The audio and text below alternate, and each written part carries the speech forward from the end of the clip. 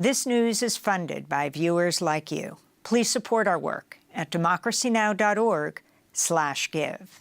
This is Democracy Now!, democracynow.org, the War and Peace Report. I'm Amy Goodman.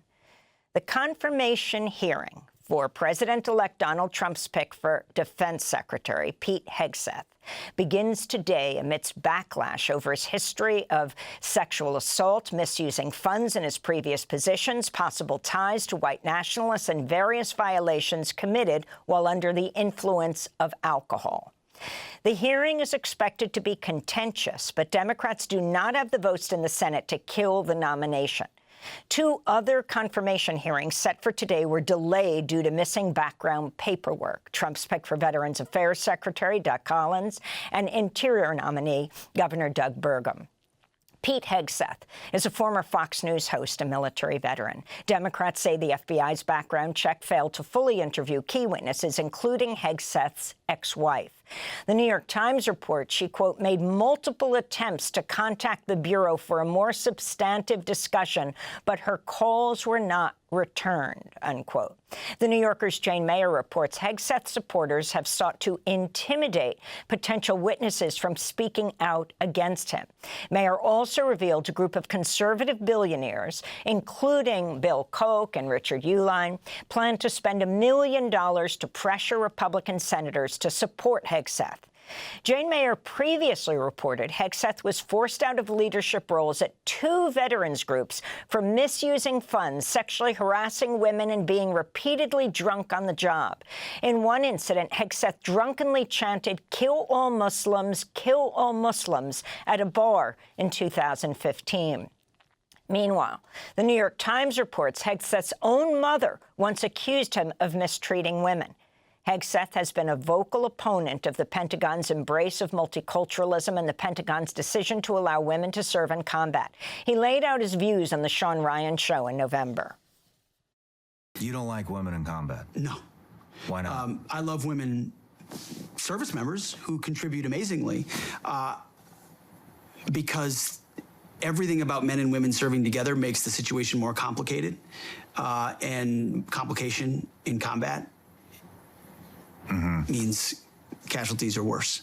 And when you actually go into the hood, again, and I got response. I've got 99% positive response to this. A little bit of pushback, but when you actually break down what they did in the studies to open the door for women in combat, I mean, they just ignored them.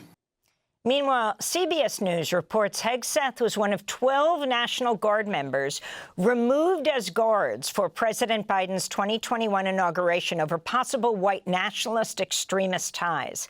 Hegseth has tattoos associated with the white supremacist and neo-Nazi movements, including what's known as a Jerusalem cross, a symbol used by Christian nationalists. For more, we're joined by Alice Herman, politics and democracy reporter for The Guardian. Her piece is headlined, "Pete Hegseth, Trump's Pentagon pick sparks alarm over far-right extremism." Welcome to Democracy Now!, Alice. Why don't you start off by just laying out what you know about Pete Hegseth on this first day of his confirmation hearing? Thank you so much for having me.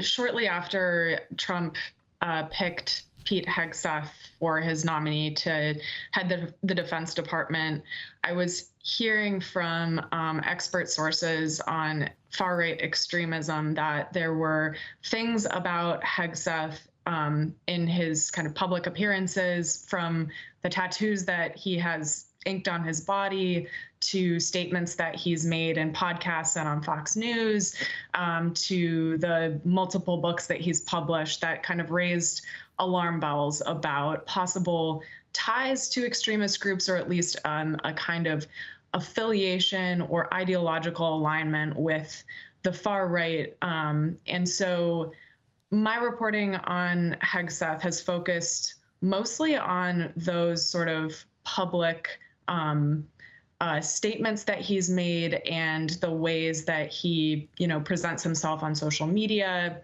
from the content that he's putting out there to the things that he's saying, like I said, on podcasts and on the show that he used to host on Fox News. What we know is that he really gives the impression of kind of a hyper-masculine MAGA crusader. And he uses the term crusades himself, seemingly from a fascination with the Crusades. We know that he has a tattoo sleeve that features at least 2 tattoos that experts in white nationalism and the far right identified pretty quickly as being symbols that people on the far right, including neo-Nazi groups, have used themselves. We can get more into some of the things that he's written in his books, but there's a lot out there, and I think kind of the point that I want to make here is that in addition to the really great investigative work that has been done, looking into accusations of sexual assault by Pete Hegseth to, like you described, allegations of drunkenness at the workplace. He also has this very public kind of persona that will likely be, interrogated during his Senate confirmation hearings today. I wanted to go back to Pete Hegseth in his own words, speaking on the Sean Ryan show about why he was deemed to be an extremist by the military. I was deemed an extremist because of a tattoo by my National Guard unit in Washington, D.C., and my orders were revoked to guard the Biden inauguration. When I was writing the book, I reached out to somebody in the unit who could confirm with 99.9% certainty, because he was in the meetings and on the emails. Nope, someone inside the DC Guard trolled your social media, found a tattoo, used it as an excuse to call you a white nationalist, an extremist, and you were specifically by name orders revoked to guard the inauguration because you were considered a potential threat. How is that? It's a cross. It's a Christian symbol.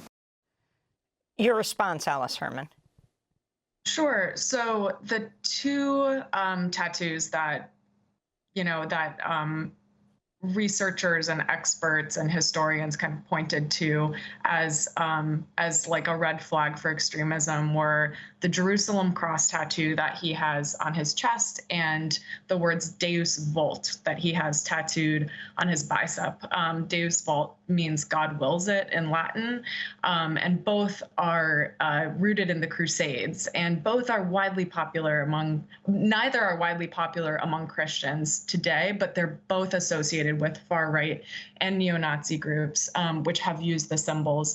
And so, of course, Hegseth can claim some plausible deniability, like not every single person who takes an interest in the Crusades or an interest in one of these symbols is necessarily affiliated with a far-right group. But given the fact that he has both, the scholars and historians that I spoke with felt that seemed to indicate at the very least an alliance or an ideological kind of alignment with white nationalist and Christian nationalist subcultures. I wanted to go to the part of the article where you write much of Hegseth's social media content is promotional. He regularly advertises an ammunition company, a coffee company, and the pro-gun group Right to Bear on Instagram. In November 2023, he promoted an Advent songbook published by the Forge Press, which is described on his website as an organization that arms Christians with weapons to build, defend, and expand the new Christendom. Talk more about this. Sure. So, yeah, if you look through his, and from what I can tell, he hasn't, he and his team, whoever's, kind of helping him prepare for this confirmation hearing, hasn't changed his social media presence, at least from what I can tell. And so if you look through like his Instagram account, you can see that he spends a lot of time advertising for a pro-gun coffee company. He advertises for a company that sells silencers for guns. He advertises, like you mentioned, he advertises for a company called the Forge Press, which is a Christian nationalist company that has a podcast, and they also sell merch, things like hats that say "Make America Christian Again" and things like that. And so, you can always kind of get a sense of the ideological leanings of a content creator based on who they're platforming and who they're promoting. And his position on women in the military, I mean, he's going to be before people like Senator Tammy Duckworth, whose legs were blown off in Iraq. You have Elizabeth Warren, who's just written a multi-page, 33-page report, case against Hegseth on this issue, women in the military, on his campaign against so-called woke generals to throw them out of office, clean house?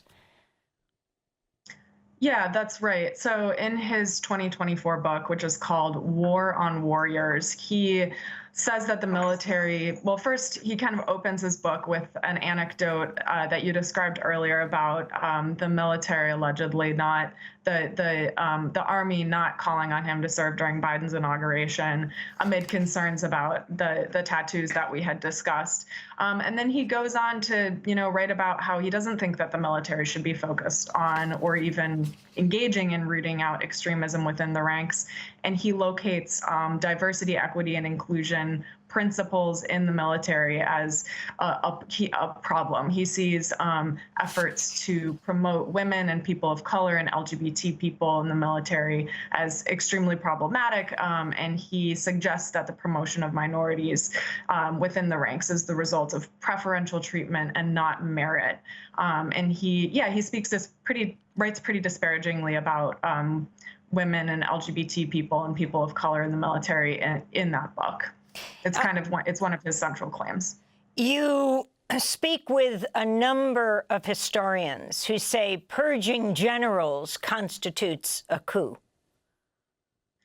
Yeah, he in that same book, he proposes purging in his words, woke generals from the military as a solution to this problem that he identifies or that he claims the military has with embracing, like I said, DEI principles. And it's true that the historians that I spoke with described that as being tantamount to a coup.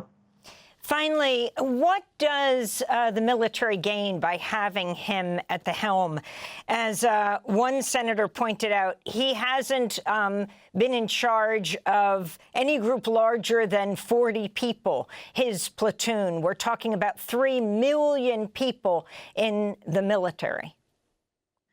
I think that the Trump administration would stand to gain a loyalist, and even in the transition zone communications, they've emphasized his total alignment with Trump's vision and loyalty to Trump. So I think that is what the military stands to gain if he is confirmed.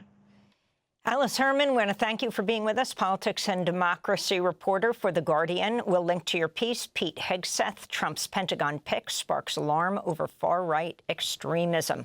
We'll revisit this hearing tomorrow after the first day of confirmation hearings today.